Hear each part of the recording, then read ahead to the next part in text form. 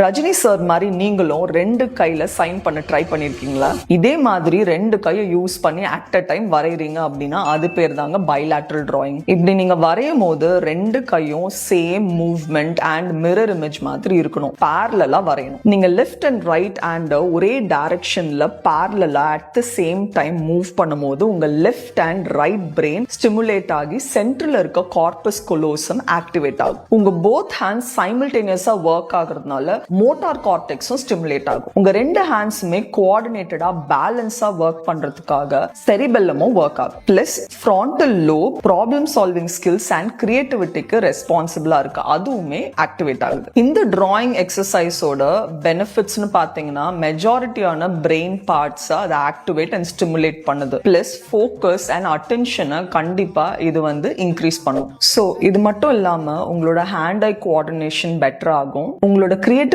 எக்ஸ்பிரஷனை இம்ப்ரூவ் பண்ணும். Attention, memory power and focus நல்லா இம்ப்ரூவ் பண்ணும். பிளஸ் இன்டர்நேஷனலா ஆர்ட் தெரபிக்கு இந்த எக்ஸசைஸை அடிக்கடி யூஸ் பண்ணுவாங்க. ஸோ ஸ்ட்ரெஸ் ரிலீஃப்க்கு இது ஒரு பெட்டர் எக்ஸசைஸ். உங்க ஃப்ரெண்டை இந்த வீடியோல டேக் பண்ணி இதே மாதிரி ரெண்டு கையில சைன் பண்ண சொல்லி சேலஞ்ச் பண்ணுங்க.